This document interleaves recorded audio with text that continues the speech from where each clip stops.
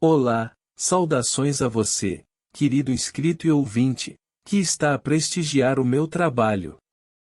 Na audição de hoje um conto de Machado de Assis, nomeado Frei Simão. Publicado no ano de 1864. Por gentileza, se o meu trabalho lhe trouxe agrado, deixe seu like e se inscreva no canal. Caso obteve uma experiência de desagrado, deixe nos comentários, pois a vossa avaliação será considerada e aplicada. Desde já, agradeço pela preferência e desejo-lhe uma excelente audição. Frei Simão. Capítulo 1. Frei Simão era um frade da ordem dos beneditinos. Tinha, quando morreu, 50 anos em aparência, mas na realidade 38.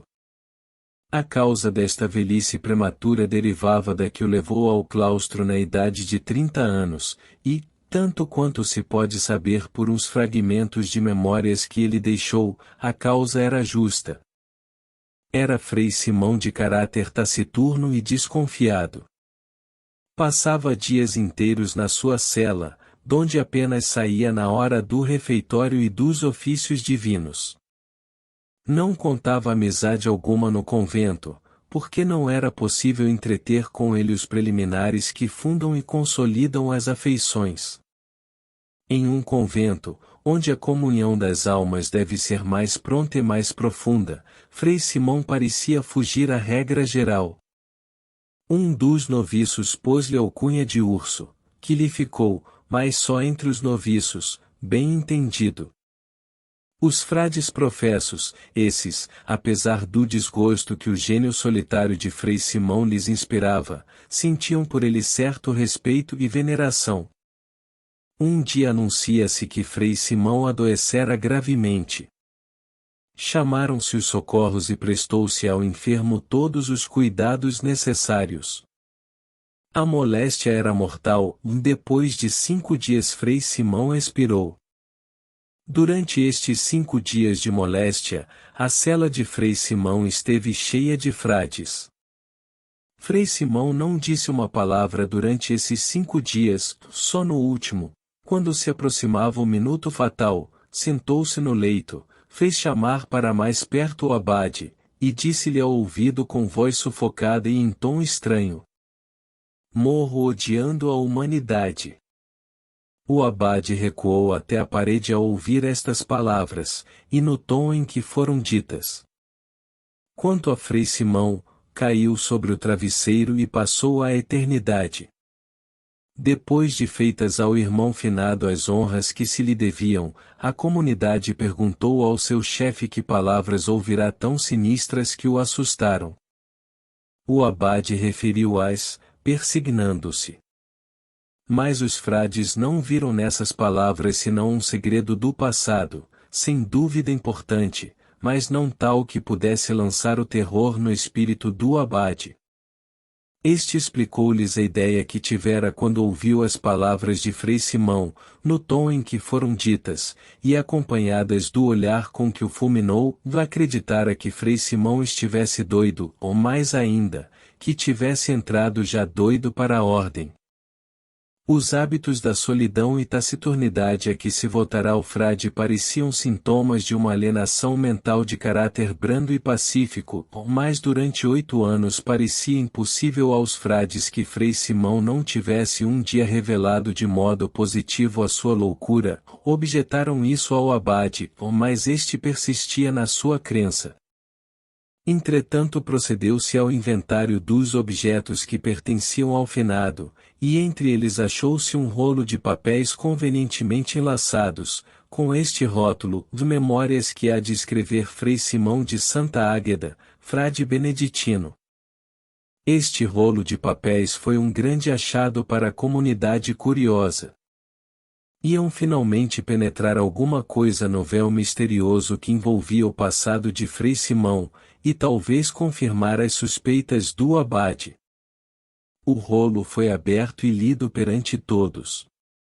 Eram, pela maior parte, fragmentos incompletos, apontamentos truncados e notas insuficientes. Ao mais de tudo junto pôde-se colher que realmente Frei Simão estivera louco durante certo tempo. O autor desta narrativa despreza aquela parte das memórias que não tiver absolutamente importância, mas procura aproveitar a que for menos inútil ou menos obscura. Capítulo 2. As notas de Frei Simão nada dizem do lugar do seu nascimento nem do nome de seus pais. O que se pôde saber dos seus princípios é que, tendo concluído os estudos preparatórios, não pôde seguir a carreira das letras, como desejava, e foi obrigado a entrar como guarda-livros na casa comercial de seu pai. Morava então em casa de seu pai uma prima de Simão, órfã de pai e mãe, que haviam por morte deixado ao pai de Simão o cuidado de a educarem e manterem. Parece que os cabedais deste deram para isto. Quanto ao pai da prima órfã, tendo sido rico, perderá tudo ao jogo e nos azares do comércio, ficando reduzido à última miséria. A órfã chamava-se Helena, era bela, meiga e extremamente boa. Simão, que se educara com ela, e juntamente vivia debaixo do mesmo teto, não pôde resistir às elevadas qualidades e à beleza de sua prima. Amaram-se. Em seus sonhos de futuro contavam ambos o casamento, coisa que parece o mais natural do mundo para corações amantes. Não tardou muito que os pais de Simão descobrissem o amor dos dois. Ora é preciso dizer, apesar de não haver declaração formal disto nos apontamentos do frade, é preciso dizer que os referidos pais eram de um egoísmo descomunal. Davam de boa vontade o pão da subsistência a Helena, mas lá casar o filho com a pobre órfã é que não podiam consentir. Tinham posto a mira em uma herdeira rica, e dispunham de si para si que o rapaz se casaria com ela. Uma tarde, como estivesse o rapaz a adiantar a escrituração do livro-mestre, entrou no escritório o pai com ar grave e risonho ao mesmo tempo, e disse ao filho que largasse o trabalho e o ouvisse. O rapaz obedeceu. O pai falou assim: vais partir para a província de asterisco asterisco asterisco.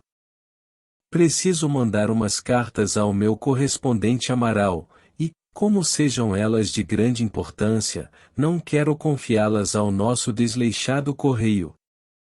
Queres ir no vapor ou preferes o nosso brigue? Esta pergunta era feita com grande tino. Obrigado a responder-lhe, o velho comerciante não dera lugar a que seu filho apresentasse objeções. O rapaz enfiou, abaixou os olhos e respondeu: vou onde meu pai quiser. O pai agradeceu mentalmente a submissão do filho, que lhe poupava o dinheiro da passagem no vapor, e foi muito contente dar parte à mulher de que o rapaz não fizera objeção alguma. Nessa noite os dois amantes tiveram ocasião de encontrar-se a sós na sala de jantar. Simão contou a Helena o que se passará. Choraram ambos algumas lágrimas furtivas, e ficaram na esperança de que a viagem fosse de um mês, quando muito. À mesa do chá, o pai de Simão conversou sobre a viagem do rapaz, que devia ser de poucos dias. Isto reanimou as esperanças dos dois amantes. O resto da noite passou-se em conselhos da parte do velho ao filho sobre a maneira de portar-se na casa do correspondente. Às 10 horas, como de costume, todos se recolheram aos aposentos. Os dias passaram-se depressa. Finalmente raiou aquele em que devia partir o brigue. Helena saiu do seu quarto com os olhos vermelhos de chorar.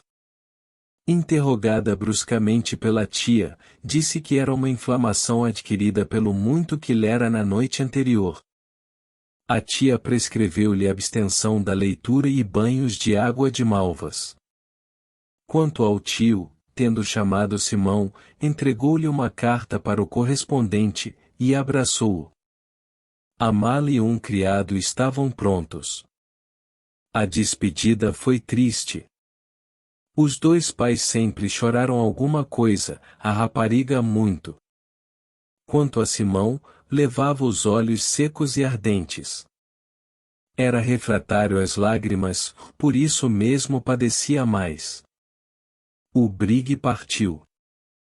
Simão, enquanto pôde ver terra, não se retirou de cima, quando finalmente se fecharam de todo as paredes do cárcere que anda, na frase pitoresca de Ribeiroles, Simão desceu ao seu camarote, triste e com o coração apertado. Havia como um pressentimento que lhe dizia interiormente ser impossível tornar a ver sua prima. Parecia que ia para um degredo. Chegando ao lugar do seu destino, procurou Simão o correspondente de seu pai e entregou-lhe a carta. O Sr. Amaral leu a carta, fitou o rapaz, e, depois de algum silêncio, disse-lhe, volvendo a carta: Bem, agora é preciso esperar que eu cumpra esta ordem de seu pai. Entretanto, venha morar para minha casa. Quando poderei voltar? Perguntou Simão. Em poucos dias, salvo se as coisas se complicarem. Este salvo, posto na boca de Amaral como incidente, era a oração principal.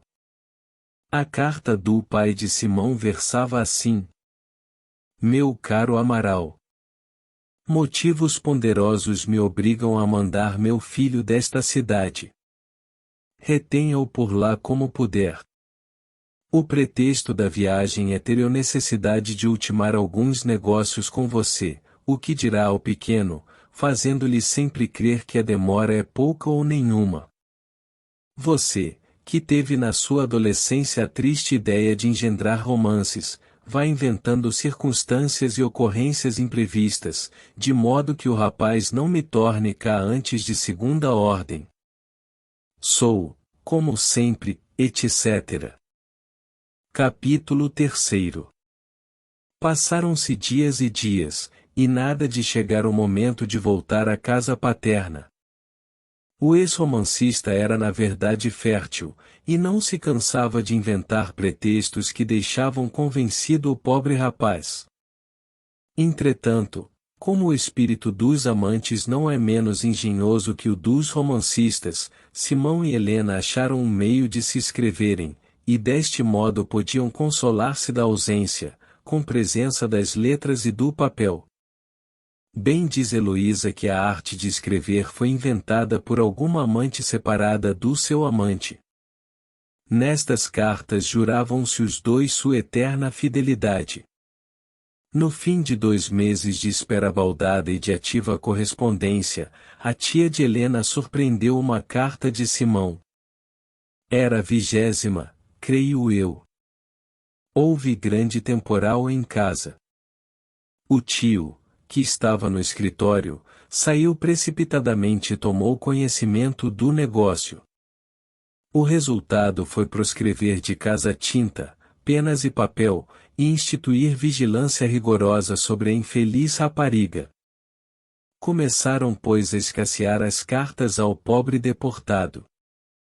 Inquiriu a causa disto em cartas choradas e compridas, mas como o rigor fiscal da casa de seu pai adquiria proporções descomunais, acontecia que todas as cartas de Simão iam parar às mãos do velho, que, depois de apreciar o estilo amoroso de seu filho, fazia queimar as ardentes epístolas. Passaram-se dias e meses. Carta de Helena, nenhuma. O correspondente ia esgotando a veia inventadora, e já não sabia como reter finalmente o rapaz. Chega uma carta a Simão. Era a letra do pai. Só diferençava das outras que recebia do velho em ser esta mais longa, muito mais longa. O rapaz abriu a carta, e leu trêmulo e pálido. Contava nesta carta o honrado comerciante que a Helena, a boa rapariga que ele destinava a ser sua filha casando-se com Simão, a boa Helena tinha morrido. O velho copiara algum dos últimos necrológios que vira nos jornais, e a juntar algumas consolações de casa. A última consolação foi dizer-lhe que embarcasse e fosse ter com ele. O período final da carta dizia: assim como assim, não se realizam os meus negócios, não te pude casar com Helena, visto que Deus a levou. Mas volta, filho, vem, poderás consolar-te casando com outra, a filha do conselheiro. Está moça feita e é um bom partido. Não te desalentas, ou lembra-te de mim. O pai de Simão não conhecia bem o amor do filho, nem era grande águia para avaliá-lo, ainda que o conhecesse. Dores tais não se consolidam com uma carta nem com um casamento. Era melhor mandá-lo chamar, e depois preparar-lhe a notícia, ou mais dada assim friamente em uma carta, era expor o rapaz a uma morte certa. Ficou Simão vivo em corpo e morto moralmente, tão morto que por sua própria ideia foi dali procurar uma sepultura. Era melhor dar aqui alguns dos papéis escritos por Simão relativamente ao que sofreu depois da carta, mas há muitas falhas, e eu não quero corrigir a exposição ingênua e sincera do frade. A sepultura que Simão escolheu foi um convento. Respondeu ao pai que agradecia a filha do conselheiro, mas que daquele dia em diante pertencia ao serviço de Deus. O pai ficou maravilhado.